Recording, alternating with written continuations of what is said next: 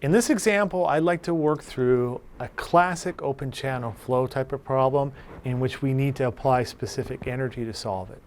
The problem that we have in this example is we have a rectangular channel. At this point, upstream it's 12 feet wide, and then it reduces to 6 feet wide and then expands back to 12 feet. Okay? We know that upstream at this point 1, the depth is 2.5 feet. Here at the contraction, we don't know what the depth is, and that's what we'll be solving for. Okay? And again, we're assuming it's a rectangular cross-section. And one of the key assumptions in this problem is that there's no head loss. Later on in the course, we'll deal with stuff with head loss. At this stage in the game, we're just looking pretty much at just energy at 2 different points. So I'm going to start this problem by literally, since I know that there's no head loss, at those 2 points, I'm going to set that the specific energy of point 1, where the channel is 12 feet wide, is equal to specific energy of point 2, where the channel is 6. Then I'm just going to go to the definition of specific energy. We know that it's the depth of that point plus the velocity squared at that point over 2g. And then we have the depth at point 2 with its velocity over 2g. Oops, 2g. Sorry about that. Okay. So what I'm going to do real quickly is just come up with the V1 and V2 terms. We'll substitute those in, and we should be able to solve it directly. Now, V1 is going to be the flow divided by area 1. Now, in this problem, we're going to have a flow going through here of 60 cubic feet per second. Okay, that's just a given. So my velocity at this point will be 60 cubic feet per second. I have an area. Let's see, I have a base width of 12 feet, and the depth of water is 2.5. Okay. So this comes out to 2 feet per second. And likewise, I'm going to do the same thing for V2.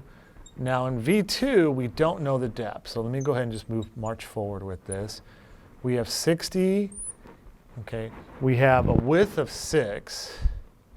And then a depth of y2. So we don't know y2, so we're just going to keep that as a variable. And this ends up reducing, of course, to 10 over y2. So now all I need to do is just substitute these 2 terms into the main equation and kind of rearrange things, and we can solve. So y1 in this case is 2.5. So I've got 2.5 plus, I'm going to have 4 squared over 2g. And then I'm going to have y2, which we don't know, okay, plus v2 squared. Okay, that would be 100. We have y2 squared, okay, times 2g. Now, of course, g is going to be, because this is English units, is going to be 32.2 feet per second squared. Okay. When I reduce this, I end up getting that 2.56 on the left-hand side is equal to y2 plus 1.553 over y2 squared. Okay.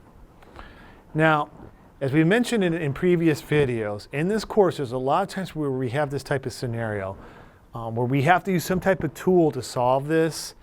I like to use Excel. Excel has a feature called Goal Seek. Okay, and I actually have a separate video in which I show how to use Goal Seek. Okay, when I use Goal Seek, I find that there's actually 2 values that we can get with this. The first value I get is 0.99 feet. The second value I get is 2.26 feet. So now the issue becomes, well, which value should we use? To answer that question, we kind of have to look back at our specific energy diagram. Again, and this was given in the PowerPoint presentation. It kind of talked about this diagram.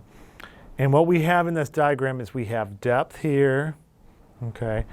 And then on this side over here, we're going to have the flow, or I'm sorry, specific energy. So the depth, the specific energy will be in feet, and the depth here is also in feet. Okay. Now these two depths actually represent, I don't know if this goes back to our discussion in PowerPoint. This represents both the subcritical and supercritical depths, but we'll talk about that in just a second here. So what we have is, if I look at, I have two curves here. Okay.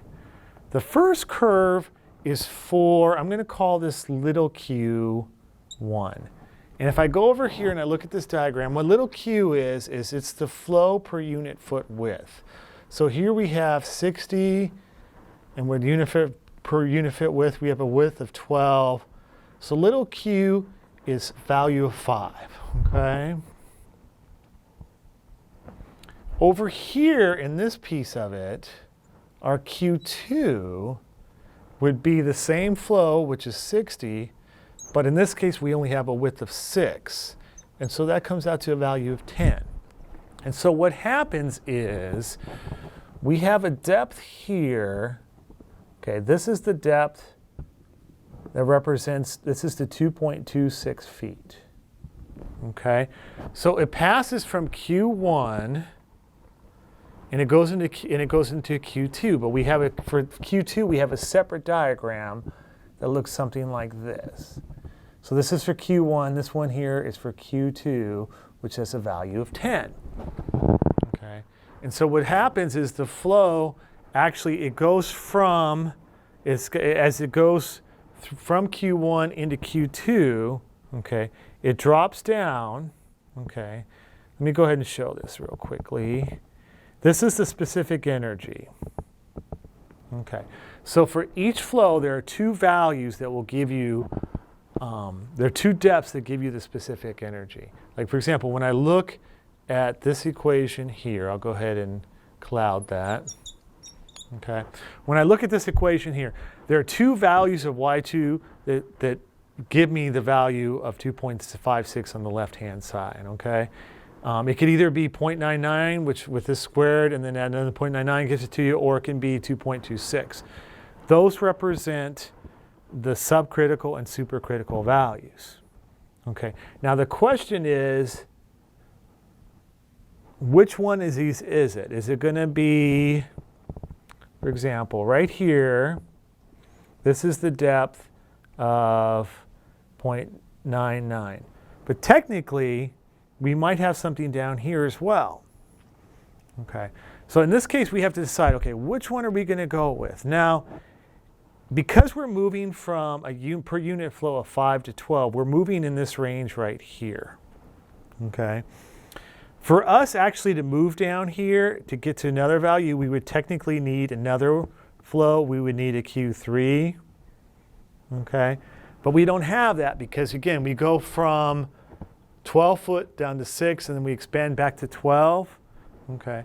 So what happens is it basically is going to drop down from here and then go back. Okay. So we're never going to get down. For us to get down to this depth of 0.99, we would have had to have a further contraction, which we don't because it expands back through. So that tells us that of the two depths, the only realistic depth that we would have is the one that's at 2.26 feet. Okay. And again, just looking at the diagram and seeing how it moves from Q1 to Q2 and then goes back to the Q1 value, Q1, Q2 goes back to the Q1 value, it never goes down further. So it could never be that 0.99. It would only get to, it could only be the 2.26. And so essentially what we have is we have a channel upstream that's 12 feet wide by 2.5 feet deep. As it goes through this contraction and it goes down to 6 feet wide, the depth of the flow reduces by roughly 1/4 of a foot to 2.26 feet. And with that, that concludes our example of an open channel application involving specific energy.